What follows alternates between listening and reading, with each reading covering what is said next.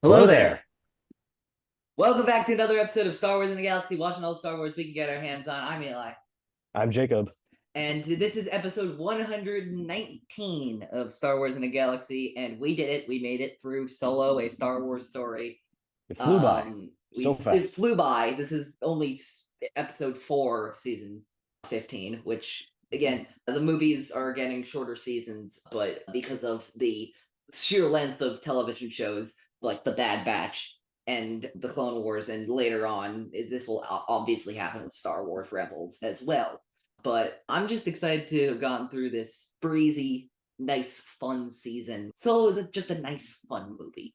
Star Wars doesn't have to always be this deep. Not, and again, not saying that Solo isn't deep, because it is, but it doesn't have to be this dark and gritty and dramatic story like stuff we see in Revenge of the Sith or The Last Jedi or The Bad Batch or later seasons of the Clone Wars. It can be the light and fun, yet still holding a lot of meaning that we see in Solo and The Phantom Menace and The Book of Boba Fett and other stuff like that. Yeah, there's more than one way to tell a good to tell a good, impactful, well done Star Wars story, as I think Solo often shows. Where do we Yeah, start with so this? Do you this want is to give our your overall thoughts or this is the yeah, retrospective there's our episode. retro. Jacob, why don't you start off by giving us your overall thoughts of Solo: A Okay. Star Wars Story? Solo. Going into this, I hadn't seen Solo in a few years, so I had a relatively clean slate. And I went into this not expecting much from this movie because I really didn't enjoy it when I first saw it in the theaters when it came out. When I rewatched it around 2019, I think I actually haven't seen it since then. But overall, I liked it a lot more this time than any time I had previously seen it. I think it grew a lot on me. I think I felt like I recognized and appreciated a lot of the things that it did right. I think it's a very imperfect movie. I think it has plenty of flaws. It's a bit bloated. I'm not always sure about the pacing or maybe why parts of the story are in there at all or are the way they are. However, I really enjoyed it for what it was, which I think is more of a fun, campy, little bit pulpy adventure movie. And I think that this is a movie, it's at its best. Solo is at its best when it embraces that.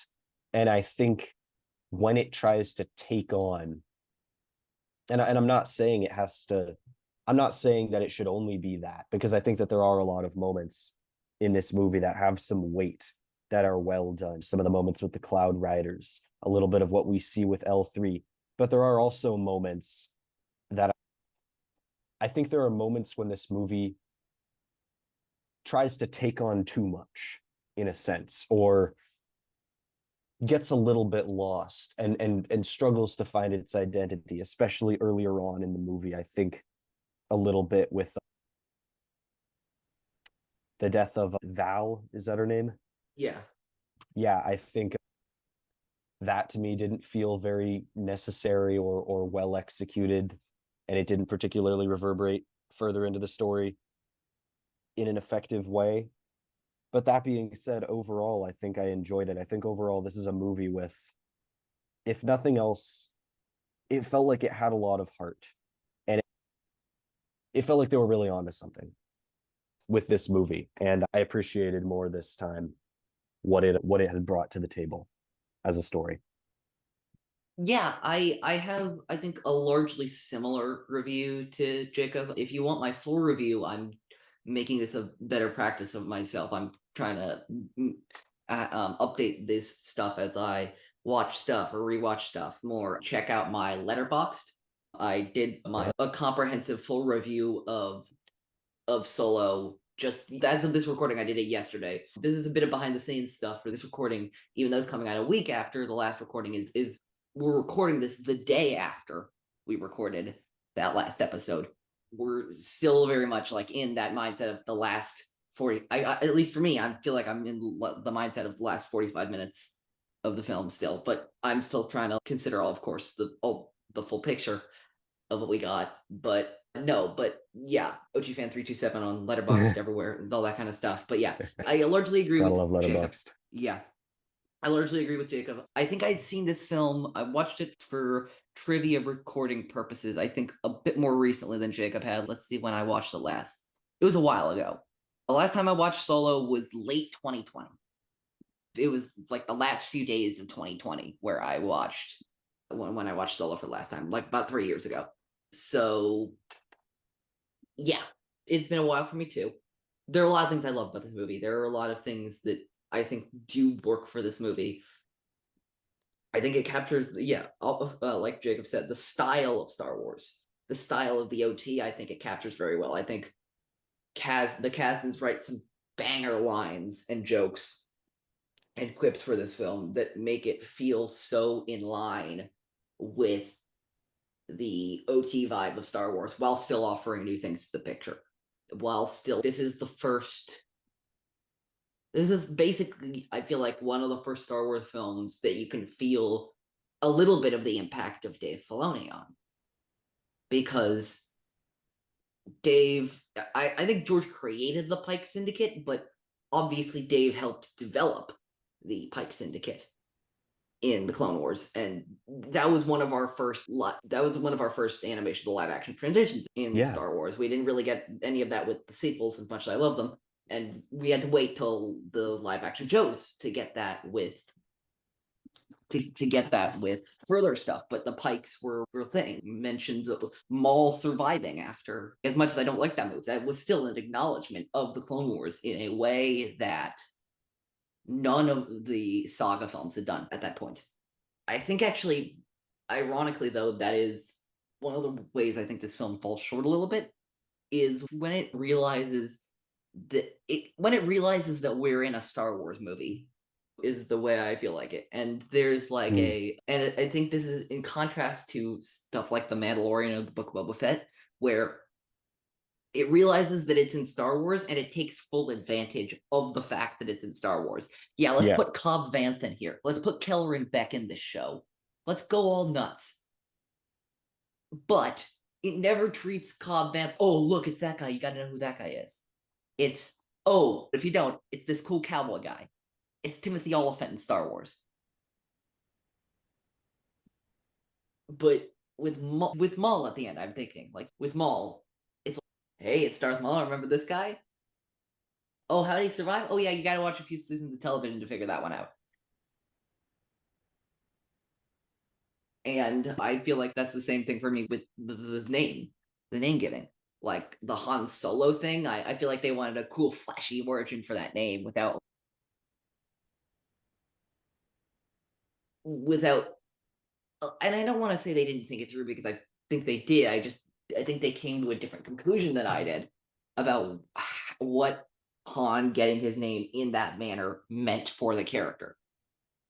I think that this is an example of, throughout this movie, there's a lot of kind of one-liners, punchlines, these very humorous moments that they're not just slipped in there, but they really are punctuating moments. And the element of camp is a big part of this movie. I think that's just one moment where it just falls, that style just falls flat on its face. And to me, Yeah, that's unbearable. but But I can see how it should have fit into the larger kind of style of what we saw in Solo.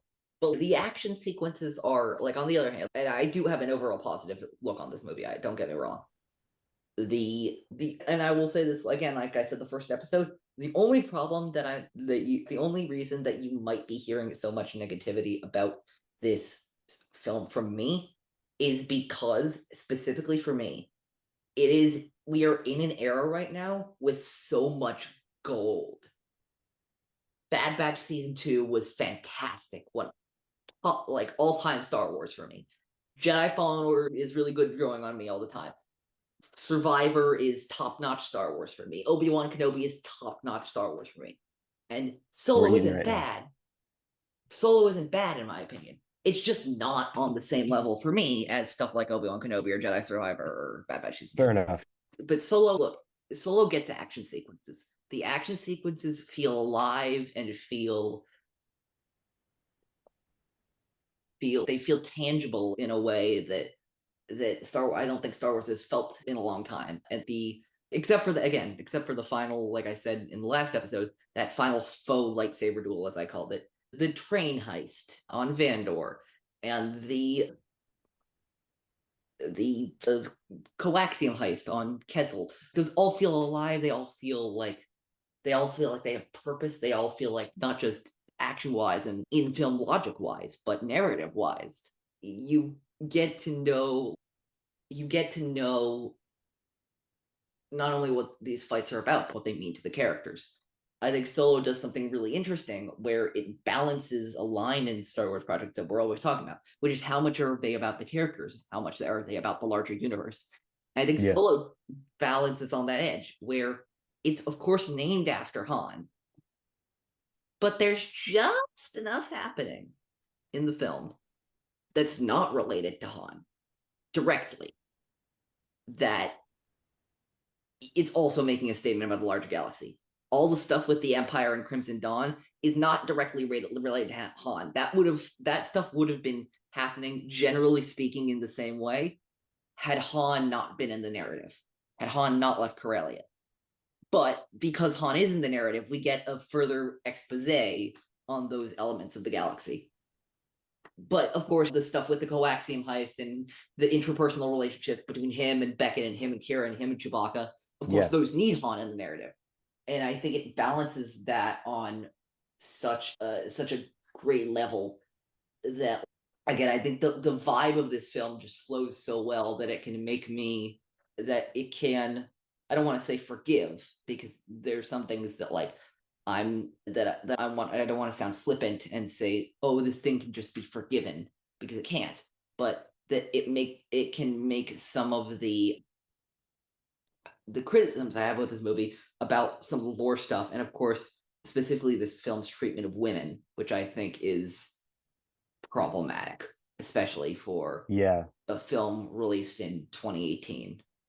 Yeah, I think that just off the bat, obviously, we have going into this movie, I know a lot of people, we were talking about this, we're very excited about Val, about the possibility of having a Black woman, play a major role in this movie, and then she pretty much just comes and goes, and we don't really get to know her. She doesn't have that much impact, and her main impact is just, oh, like she dies and now Beckett's mad at Han, and only for a little bit, and then we don't really, that doesn't even have consequences later on in the story, I would argue. And I do think that was a huge missed opportunity, not obviously from a point of always wanting to see more diversity on screen, because Star Wars is for everyone, and everyone, and people of all identities deserve to have people who look like them, who they can identify with in that way on screen. That's something that we hear a lot of people talking about. We've talked to a lot of people, and we hear a lot of people talking about how important that is to them. And also just from a pure story standpoint as well, it feels almost like a detour from the rest of the movie because it doesn't have much importance. And I think there was a missed opportunity there. And then, of course, as we talked about last episode, as M from Sisters with Sabers so eloquently explained for us in her write-up, L337 as well, huge missed opportunity, maybe we could say there as well, you might argue. What do you think about that? Yeah, just generally speaking, I agree with you that, yeah, like I said before, that I don't think this film treats its female characters exceptionally well. For some reason, I don't really like, I think it's because probably she has just a minor enough role in this film not to like get into it. The only exception to this rule, I feel like, is Nest, which thank God, because Yeah. love that character and love what she does for the narrative of the story. And but yeah, with everybody else, it's just with all the other female characters, there's always just something that is the Kira pseudo-sexual relationship with Dryden, that makes me question a few things. But Yeah, we talked about with Buck how much of that is like just the filmmakers, and we can question the execution and different aspects of it, but that is, I think, to some extent, the filmmakers, taking on something really real. And whether or not they should have done that, I guess, is something we can argue about. But I think I wouldn't necessarily argue that is poor treatment of Kira's character. I think that's, taking on the idea of Yeah. men in powerful positions. Like we saw what happened, with everything that's been revealed with Me Too. That was really an open secret for so many people about how Yeah. men in power have abused their positions, sexually speaking. And then, of course, Buck's point about trafficking and whatnot, to me, that's not so much. To me, that doesn't feel like a bad thing to me, to include that aspect of it. And I think that definitely Yeah, I adds an want to element to clarify just Dryden's because character. I don't mean to say that I don't think they should have included it. I just think the way they handled it was a little strange. I'll give you that. Um, I'll give you that. Yeah, that's fair enough. because of the like weird amount that it wasn't like, of course, if it was just in passing, that would be, I think, even worse. But it wasn't quite mentioned enough to be like an actual subplot in the film. So you think it made her feel a little ornamental, is what I'm hearing you say? Yeah, I think it was just That's like fair. some. Yeah, I think it was just something like I think it was something they put in there just to put in there Mm. and not to have it actually like if it was actually portraying like a sort of message there, then I might have been more okay about it. That not about the like actual thing that's I happening. That's understand what you horrific, mean. but Yeah, I yeah. understand what you mean. But yeah, I think we've talked enough about our overall thoughts of this film. But yeah, mostly good with some stuff that I hope will be improved in Star Wars in the future. Yeah. Best moment, go ahead. Best moment. Oof, man. Maybe not one moment, maybe a sequence of moments. If I can do that, I would have to say Han and Lando, or first off, Han and Chewie seeing the Falcon for the first time. Han almost meeting the Falcon. It feels that shot of them, of Han and Chewie under the cockpit, looking up with that familiar lighting as the music swells and we get that main theme motif. It gave me goosebumps. It's just beautiful. And then Han and Lando in the cockpit of the Falcon talking as Han sees the inside of the Millennium Falcon for the first time. Han talking about, oh, my dad, he assembled these ships but never flew them, and neither did I until now. I think that for me that was my favorite moment from this movie. That was pretty fun. Yeah, for me, it good sequence. I'm going completely the other side of the film. I'm gonna go with the moment from the moment they land on Savareen to the moment that they approach the first light on Savareen. Mm. Everything there, the Han and Kira's conversation, you are the good guy, going to, of course, the fantastic sequence, the Savareen standoff, as it's called by John Powell in the score, with that great bluff, and then revealing the truth behind Crimson Dawn. We really suspected Crimson Dawn to be this entire time, and really it's just Nest confirming what we should have already figured out before, which is that this gang of criminals might not be such great people. Excellent, like the acting specifically from Ehrenreich and Clark and Kellyan is just so great, so much great energy. Like it feels like it's the most polished and most thought out part of that film.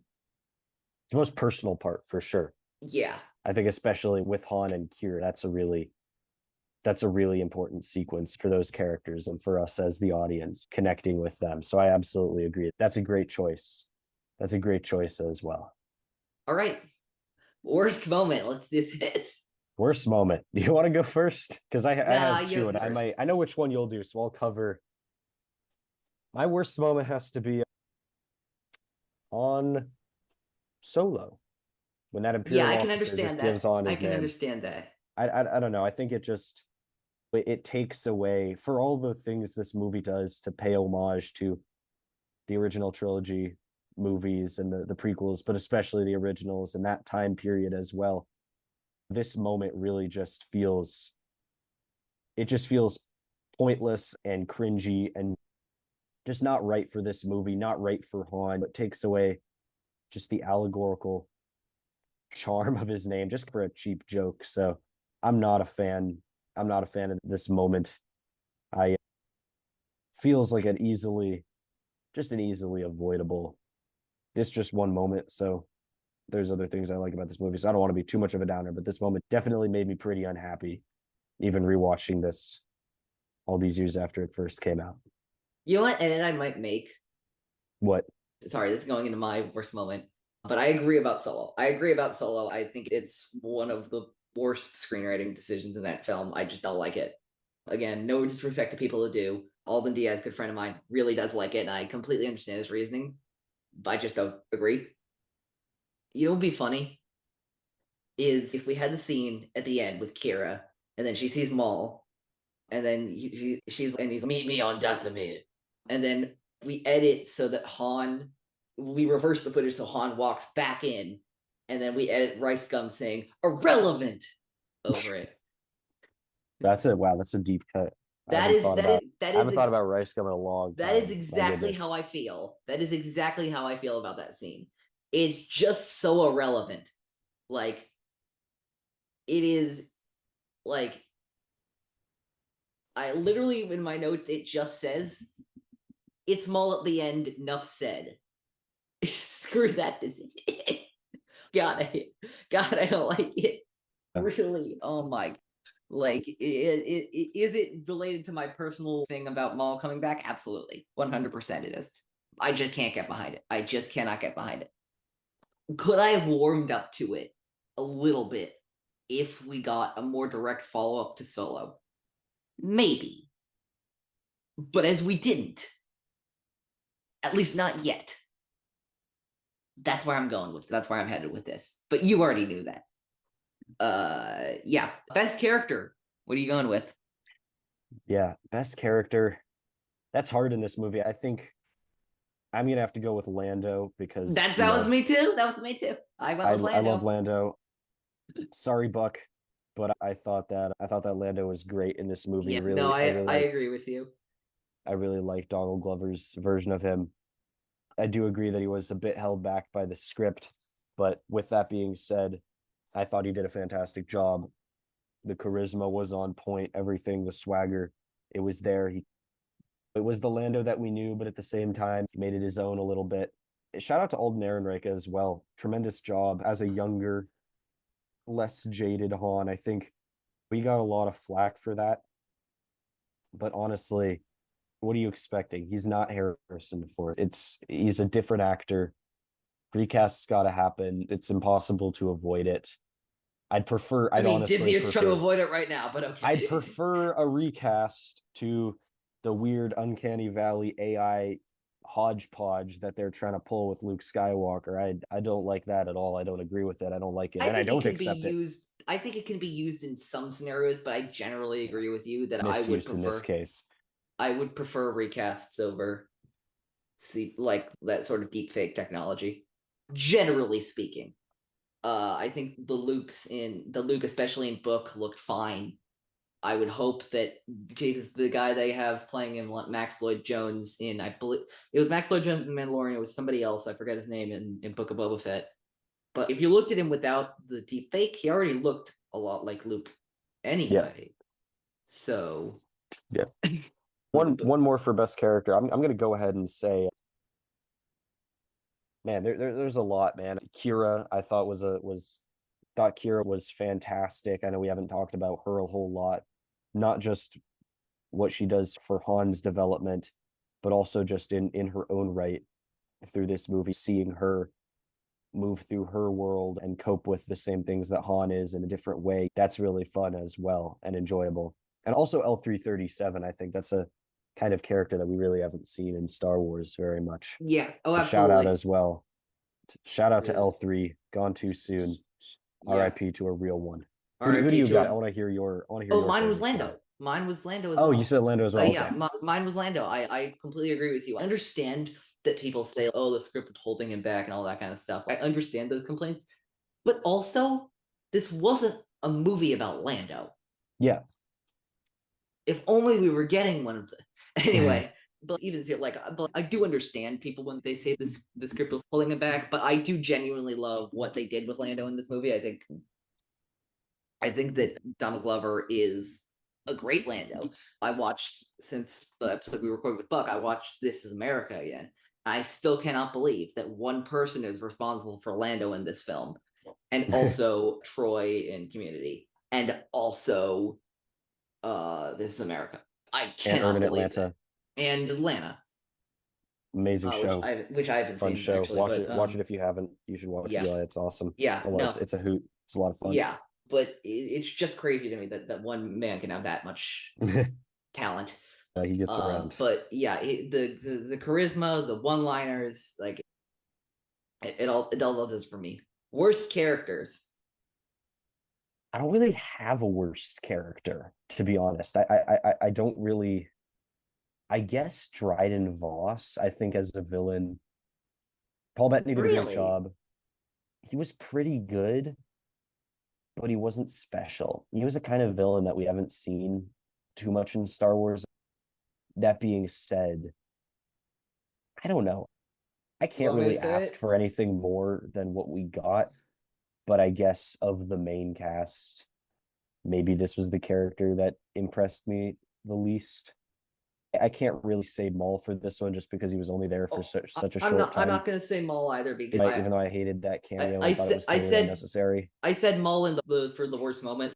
Forced myself to pick something else for the worst character. Okay, And who do you have Maul, first? even Maul. Don't get me wrong. I don't like Maul as a character, but he undeniably been involved in some great moments in specifically the Clone Wars.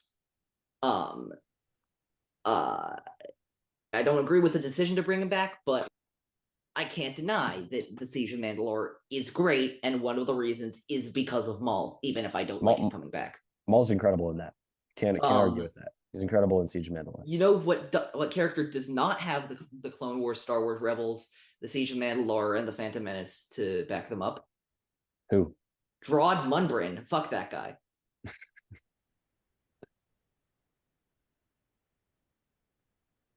Okay. You know who he is, right? Possibly. Han Solo. Oh, we see him for 2 seconds. So. I know, but if you want to count that, sure. His parents didn't do him a good duty of naming him right. I don't know. I don't Yeah, see what gives definitely him. not.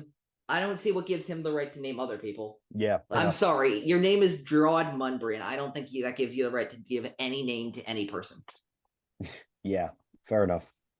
Hard to argue. Coolest thing you noticed from the rewatch? Maybe not one, again, not one thing, but overall, just all the little ways that this movie kind of pays homage to the original trilogy, the prequels a little bit, just all the stories that kind of came before, that put it down before, that allowed this story to happen.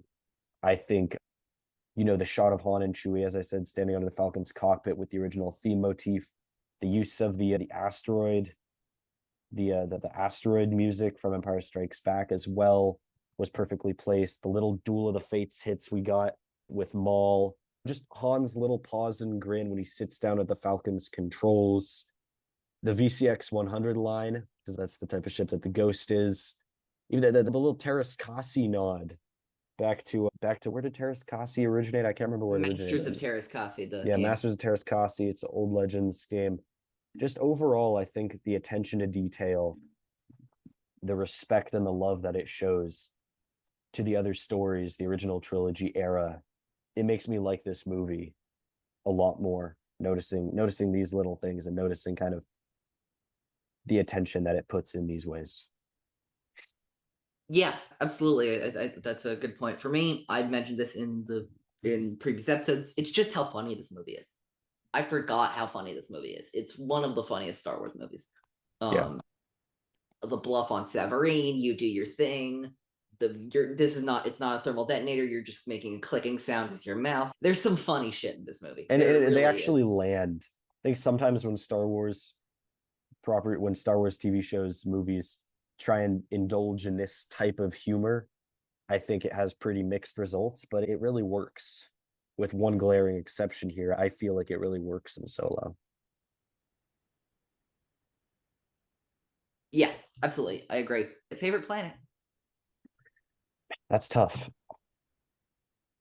I thought the design of Kessel was really cool. Numidian Prime as well. Seems like a nice place. I like the little setup that Lando had going there, but I'll go with Savareen. I thought Me Savareen too. was I really went with striking. Savarine as It was a well. great backdrop for a lot of the Western style standoff moments we experienced here. So We I'll go with that. we just haven't really seen that many beach planets in canon other than Savarine and Scarif. And so I'm hoping to see more of them. And I think Savarine is a really interesting deserty beach environment.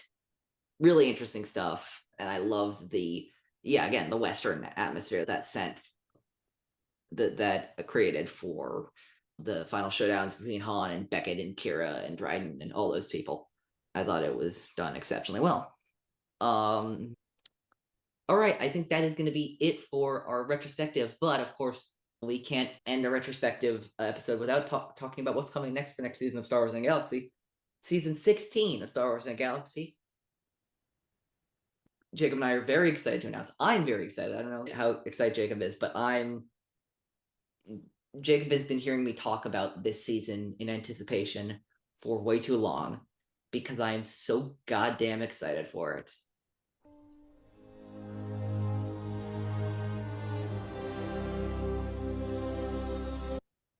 That's right.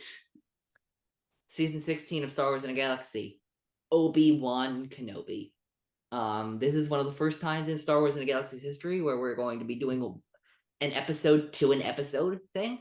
We're not going to be doing bunches of episodes. We're not going to be doing chunks. It is going to be a 7-episode season. Part 1, Part 2, Part 3, Part 4, Part 5, Part 6, and then our retrospective. That will be the season. This will happen. This episode is coming out by the time you're listening to this episode. Let's see what day it's going to be. It's going to be. I'm looking at my calendar. By the time you listen to this episode, it will be December 8th. There will be no. Jacob and I are taking a short break. There will be no In a Galaxy episode on December 15th. We'll be taking a week off, and we'll announce that as that goes.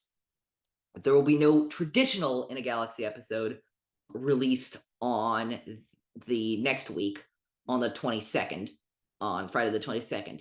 However, we will be doing something before that. Jacob and I will be going live on the Star Wars in a Galaxy YouTube channel with special guests Marie Wilson, Jared the Dark Jedi, and Maggie White Nerdy to do our final of this round culminating bracket stream. And Marie, Maggie, and Jared won our previous bracket streams. So it's going to be the 4 of them and us talking about what category is it, Jacob? Blup Shittos. It is our background characters, Fluff Shittos. We're instead of people choosing from a list that's already been created, people are choosing their own Glup Shittos. The only rule is they must appear on screen at least once in a Star Wars film, television show, or video game. But other than that, people can go wild with whatever they want to do. We've already gotten some selections. But yeah, follow everybody who's involved on Twitter and Instagram and everywhere. We'll put the links down in the description. But I'm really excited to finish up the bracket stream. And then the next week, with the episode releasing, I believe, on the 26th. So right after Christmas. No, the episode the episode releasing on the 29th. So we'll end the year. The final episode of In a Galaxy for the year of 2023 will be part 1 of Obi-Wan Kenobi, and we'll continue it into early 2024. There's one more announcement that I will make with season 16 of Star Wars in Galaxy, and it's something that Jacob and I have been talking about. Jacob and I have missed having guests regularly on In a Galaxy, even though like we've started up having with Jared and then with Chiquiti and Alex and then with Buck recently. We are going to have a guest on every single episode, mainline episode of season 16. Parts 1, 2, 3, 4, 5, and 6 will all have guests. We've planned some of them. We haven't planned all of them yet, but by the time that we're recording them, we will have them all locked down. So I hope that everybody enjoys 6 guest episodes in a row. It's a crazy new thing we're trying. We'll see how that goes. But Yeah, in the meantime, you can follow us on Twitter, Instagram, everywhere on all social medias at In a Galaxy Pod. You can listen to us everywhere you listen to podcasts. Star Wars in a Galaxy. You can subscribe to our YouTube channel. Follow me everywhere, linktr.e/_OGFan327. Watch Epic Confrontations. I think by the time this is out, Scotty Holiday versus Jerry, the Canon Junkie, will be out. We hope y'all enjoy that match. And in the meantime, may the force be with you. Always.